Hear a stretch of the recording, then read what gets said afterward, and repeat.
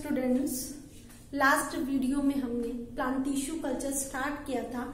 तो हमने उस वीडियो में प्लांट टिश्यू कल्चर की डेफिनेशन देखी थी और उनकी वोकेबलरी के बारे में पढ़ रहे थे, जिसमें हमने उसकी वोकेबलरी में एक्सप्लांट्स क्या होते हैं, केलस क्या होता है, व्हाट इज प्रोटोप्लाज्म क्या होता है, सब कल्चर क्या होता है और एम्ब्रियो कल्चर क्या होते हैं, ये हमने उसके अंदर देखा। अब हमारे पास हमारा नेक्स्ट पॉइंट आता है पॉलन कल्चर। पॉलन कल्चर,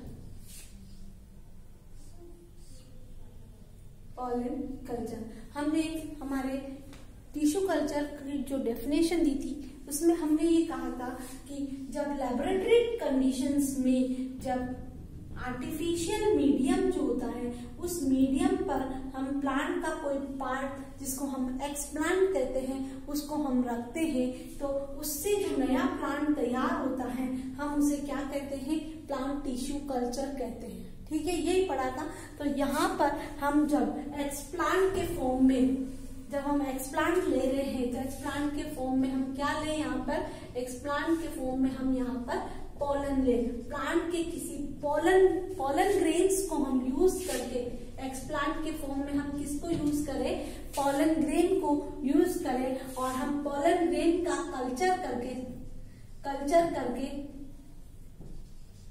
करके उससे न्यू प्लांट बनाए, तो ये टेक्निक क्या कहलाएगी, पॉलन कल्चर कहलाएगी।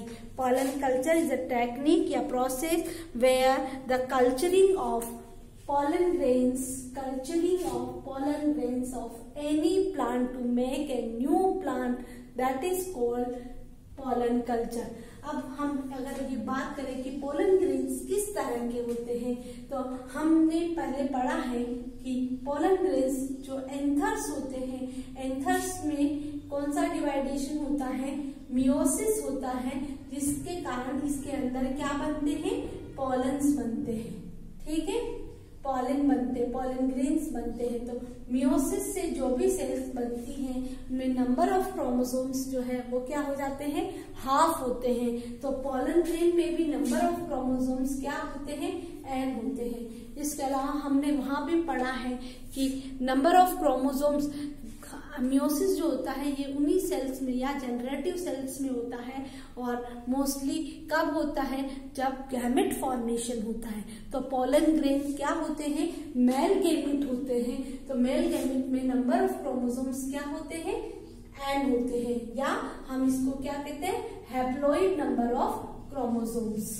तो अगर हम पॉलन ग्रेन का यूज करते हैं कल्चर में, ये कल्चर मीडियम और इस कल्चर मीडियम या न्यूट्रिएंट मीडियम भी कहते हैं हम इससे, यहाँ पर हम अगर पॉलन ग्रेन्स रखते हैं तो इससे जो नया प्लांट बनेगा, अगर हम कहें कि इससे जो नया प्लांट ग्रो करेगा वो नया प्लांट भी क्या बनेगा, हैप्लॉइड होगा। नंबर ऑफ क्रोमोसोम उसमें भी क्या होंगे, हाफ होंगे।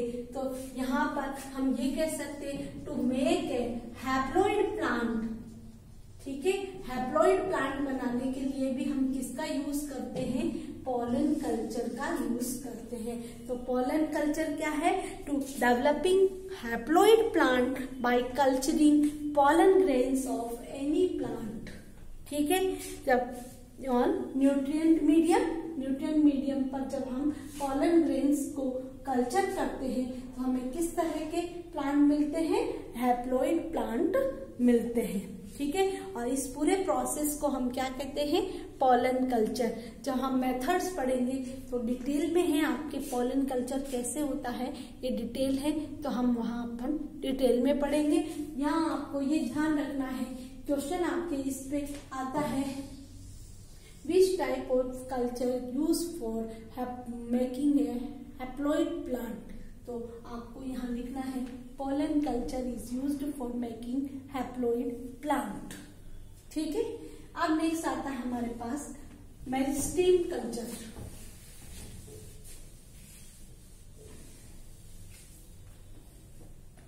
लास्ट ईयर हमने मेरिस्टेमेटिक टिश्यू के बारे में पढ़ा है।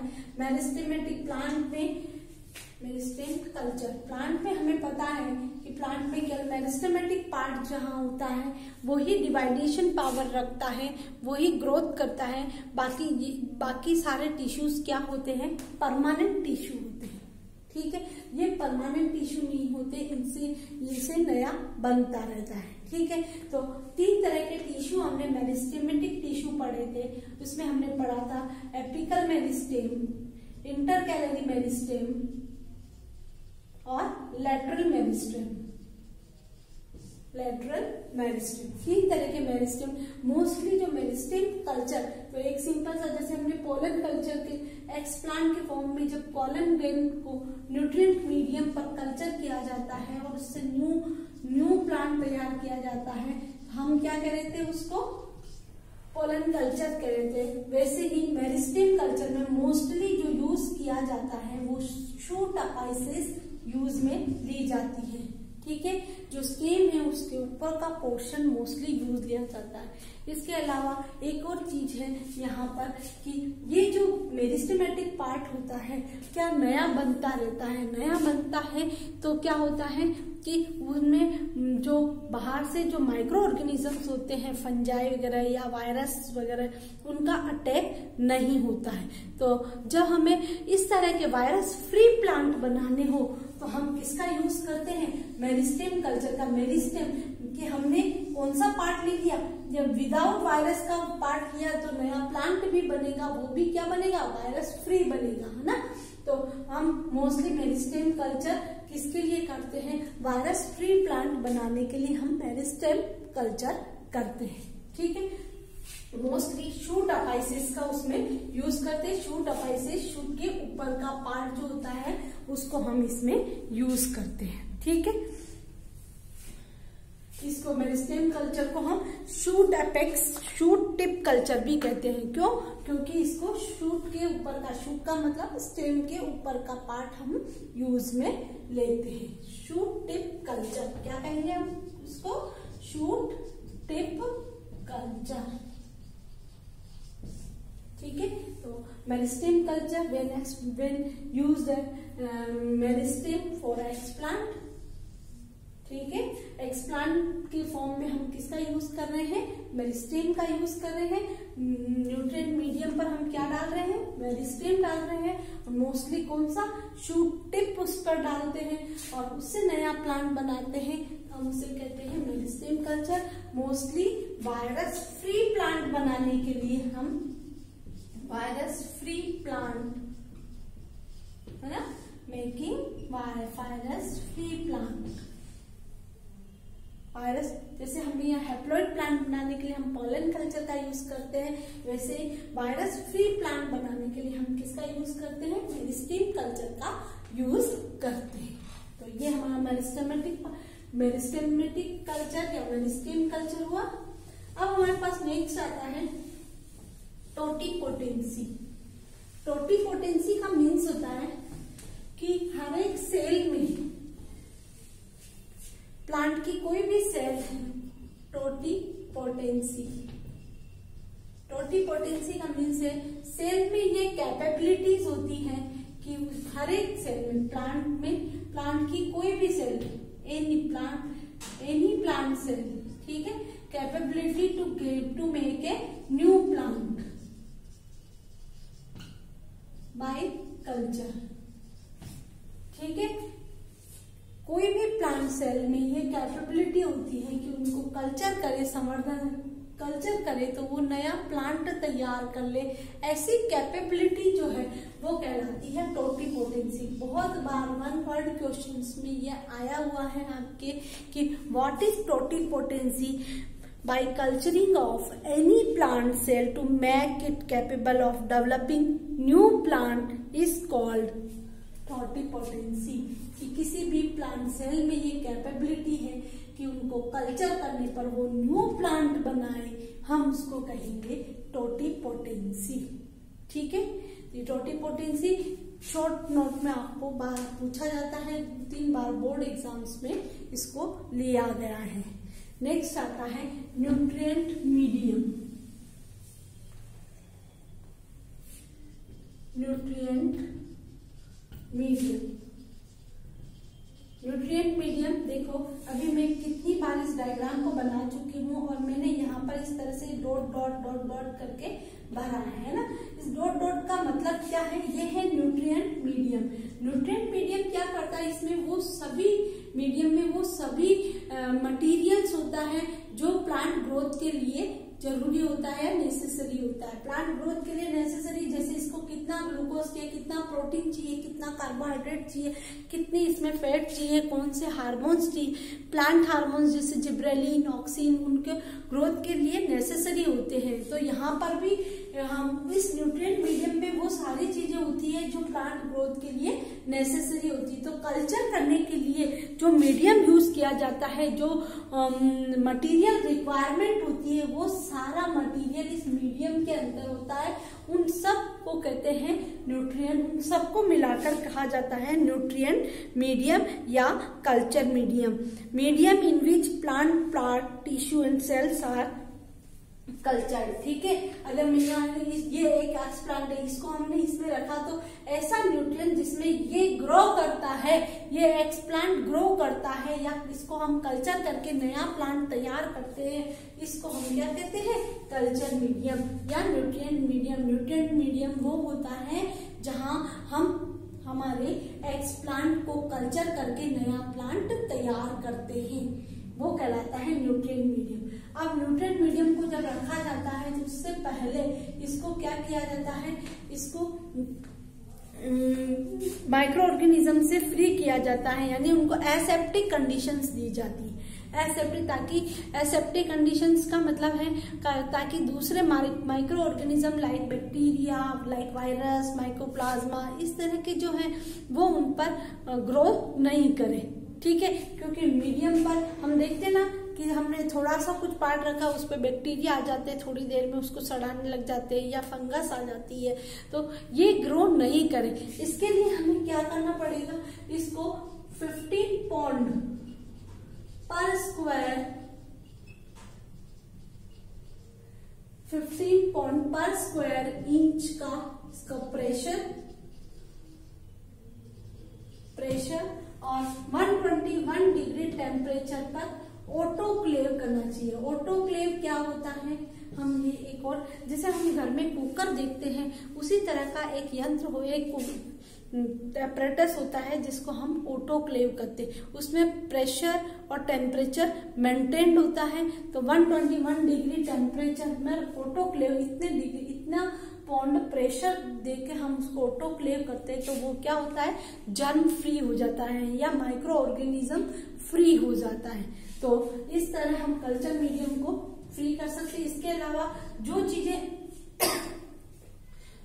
इसमें यूज आ रही है, यूज का मतलब इसमें टेस्ट ट्यूब यूज आ रही है, फ्लास्क यूज में आ रहे हैं, फ्लास्क और भी कोई ट्यूब्स अगर यूज में आ रही है, उन सबको भी इस तरह से ऑटोक्लेव कर लेना चाहिए। ऑटोक्लेव कर लेने से उसमें वो क्या हो जाएंगे, जर्म फ्री या माइक्रो ऑर्गेनिज्म फ्री हो जाएंगे। ठीक है, और ये और इस तरह से ये न्यूट्रिएंट मीडियम को भी एसेप्टिक कंडीशंस में रखना चाहिए, ताकि बाकी सारी जो माइक्रो ऑर्गेनिज्म उस पर ग्रो नहीं कर पाए। ठीक है, फिर नेक्स्ट आता है इन विट्रो टेक्निक्स। कल मैंने बताया था आपको कि इन विट्रो और इन विवो में क्या डिफरेंस। जब एनवायरमेंटल कंडीशंस में रखा जाता है तो हम उसे क्या कहते हैं, इन विवो कंडीशंस कहते हैं। और in vitro conditions, in vitro है ना, इन विट्रो का मीन्स होता है in vitro technique. In vitro technique आपको आनी चाहिए। इन विट्रो का मीन्स क्या है, हम यहाँ पर वोकेबलरी पढ़ रहे हैं। इन विट्रो टेक्निक का मतलब है लेबोरेटरी कंडीशन में, लेबोरेटरी कंडीशंस है ना, लेबोरेटरी कंडीशंस। और न्यूट्रिएंट मीडियम भी हम क्या दे रहे हैं, आर्टिफिशियल न्यूट्रिएंट मीडियम पर, आर्टिफिशियल न्यूट्रिएंट मीडियम पर किसी भी एक्स प्लांट से नया प्लांट, न्यू प्लांट ग्रो किया जाता है, हम उसे क्या कहते हैं, इन विट्रो टेक्निक्स कहते हैं। Culture of any plant part, tissue and cell on artificial nutrient medium. ठीक है, दिस टेक्निक इन लेबोरेटरीज। ठीक है, या लेबोरेटरी कंडीशन में ये टेस्ट ट्यूब भी लिख सकते हैं। यहाँ पर टेस्ट ट्यूब के अंदर, ठीक है, आर्टिफिशियल न्यूट्रिएंट मीडियम पर एक्सप्लांट में सेल भी हो गए, टिश्यू भी हो गए और ऑर्गन्स भी हो गए। इनसे जब न्यू प्लांट्स तैयार किया जाता है या इनका कल्चर किया जाता है तो हम इसको क्या कहते हैं, इन विट्रो टेक्निक। और अगर बाहर नया प्लांट तैयार बनता है फील्ड में तो हम उसको कहते हैं इन विवो टेक्निक्स। अब इन विट्रो टेक्निक की दो प्रॉब्लम है। पहली प्रॉब्लम यह है कि यहाँ पर कंटामिनेशन का डर ज्यादा रहता है, कंटामिनेशन ज्यादा होता है कि अगर हम लेबोरेटरी में करते हैं तो हमको कंटामिनेशन से फ्री करना चाहिए या माइक्रो ऑर्गेनिज्म फ्री चीजें होनी चाहिए सारी, ठीक है। तो विट्रो टेक्निक की जो दो प्रॉब्लम्स है, तो सबसे पहली प्रॉब्लम है कंटामिनेशन फ्री एक्सप्लांट हो या जो भी हम उसके लिए एपरेटस यूज में ले रहे हैं या न्यूट्रिएंट मीडियम यूज में ले रहे हैं, वो सारे क्या होने चाहिए, कंटामिनेटेड नहीं होने चाहिए या माइक्रो ऑर्गेनिज्म फ्री होने चाहिए। Micro organism free, micro organism मतलब वायरस बैक्टीरिया से फ्री होने चाहिए। और सेकेंड है कि वो इस न्यूट्रिएंट मीडियम जो भी हम दें उस न्यूट्रिएंट मीडियम पर ग्रो होनी चाहिए, तो सेल ग्रोथ होनी चाहिए, ठीक है। तो हमारे पास दो समस्याएं हैं इसकी। क्या क्या समस्याएं हैं? पहली समस्या है plant cell tissue free from microorganism और सेकेंड है to get desired growth in cell और टिश्यू। सेल और टिश्यू की हमारी जो हम चाहते हैं उस तरह की डिजायर्ड ग्रोथ होनी चाहिए। तो यहाँ हमारे इस दो प्रॉब्लम का सोल्यूशन है कि हम अगर इस तरह का उनको कंटामिनेटेड नहीं होने दे, कोई फंगस उस पर ग्रो नहीं हो, कोई बैक्टीरिया उस पर ग्रो नहीं हो, इसके लिए हम क्या करें, इनका स्टेरिलाइजेशन करते हैं। क्या करते हैं? स्टेरिलाइजेशन, ताकि स्टेरिलाइजेशन वो टेक्निक है जिससे माइक्रो ऑर्गेनिज्म फ्री उनको बनाया जा सकता है, ठीक है। तो स्टेरिलाइजेशन जो है इस दोनों अगर स्टेरिलाइज्ड हो जाएंगे, कोई कंटामिनेटेड नहीं होगा, तो ऐसी कंडीशन में क्या होगा, ग्रोथ जो सेल और टिश्यू की ग्रोथ है वो भी प्रॉपर हो जाएगी। तो दोनों ही प्रॉब्लम्स हमारी क्लियर हो जाएगी। तो सबसे पहला स्टेरिलाइजेशन, तो इसके दो तरीके हैं। एक है सरफेस स्टेरिलाइजेशन। सरफेस स्टेरिलाइजेशन हम प्लांट का जो पार्ट यूज में ले रहे हैं जिसको हम क्या कहते हैं, एक्सप्लांट। कल्चर के लिए जो पार्ट हम यूज में ले रहे हैं हम उसे क्या कहते हैं, एक्सप्लांट कहते हैं। तो एक्सप्लांट को क्या किया जाए, सरफेस स्टेरिलाइजेशन किया जाए, सरफेस स्टेरिलाइजेशन किया जाए। AgNO3 है ना, AgNO3 KNO3 ये जो है इनसे इनको इसका जो भी जैसे प्लांट पार्ट हमने ये यूज में लिया, ये प्लांट का कोई पार्ट हम एक्सप्लांट के फॉर्म में यूज ले रहे हैं, तो उनको चारों तरफ से अच्छी उनसे धो देना चाहिए, ठीक है। ऐसा प्लांट पार्ट जो न्यूट्रिएंट मीडियम में रखा जाए तो उनको पहले उसको सरफेस बैक्टीरिया वगैरह से उनको फ्री करने के लिए हम उनका क्या करते हैं, सरफेस स्टेरिलाइजेशन करते हैं। इसके लिए जो ट्रीटमेंट दिया जाता है, AgNO3 का ट्रीटमेंट दिया जाता है, मर्क्यूरी क्लोराइड का दिया जाता है, तो ये जो ट्रीटमेंट जो दिया जाता है उन ट्रीटमेंट से उनको अच्छी तरह से साफ करना है, उसको कहते हैं सरफेस स्टेरिलाइजेशन। और दूसरा आता है हमारे सिंपल स्टेरिलाइजेशन। स्टेरिलाइजेशन इसके लिए क्या करते हैं, न्यूट्रिएंट मीडियम हुआ और जो एपरेटस हम यूज में ले रहे हैं जैसे टेस्ट ट्यूब हुई, फ्लास्क हुए, उनको भी अच्छी तरह से क्या कर लिया जाए, उनको भी अच्छी तरह से स्टेरिलाइज कर लिया जाए। उनको भी जैसे पानी में उबालना है या उनको ऑटोक्लेव करना है तो उनको अच्छी तरह से माइक्रो ऑर्गेनिज्म फ्री कर लिया जाए। जो भी हम वेसल्स यूज कर रहे हैं या न्यूट्रिएंट मीडियम यूज कर रहे हैं कंटामिनेटेड से फ्री होने चाहिए और पहले उनको अच्छी तरीके से माइक्रो ऑर्गेनिज्म फ्री करके ही उसके अंदर ये मीडियम लेना चाहिए और उनको फिर एक्सप्लांट को उसमें ग्रो कराना चाहिए। तो ये दो हमारे पास है, सरफेस स्टेरिलाइजेशन और स्टेरिलाइजेशन। तो आज हमारे वीडियो में इतना ही। हमने हमारी वोकेबलरी जो थी वो पढ़ी आज कि पॉलन कल्चर क्या होता है, मेरिस्टेम कल्चर क्या होता है, what is totipotency, in vitro culture क्या होता है, न्यूट्रिएंट मीडियम कैसा होना चाहिए, किस तरह से हमें लेना चाहिए, और इन विट्रो कल्चर में जो प्रॉब्लम्स हैं उनका क्या सोल्यूशंस है। नेक्स्ट वीडियो में हम इसमें हमारे के मेथड्स जो है वो पढ़ेंगे। हमारे बुक में 4 मेथड दे रखे हैं, ऑर्गन कल्चर, एम्ब्रियो कल्चर और पॉलन कल्चर और सेल कल्चर। 4 कल्चर दे रखे, हम इन मेथड्स को पढ़ेंगे और उसके बाद इसके अंदर importance of tissue culture in agriculture वो पढ़ेंगे। ठीक है, thank you for watching for this video.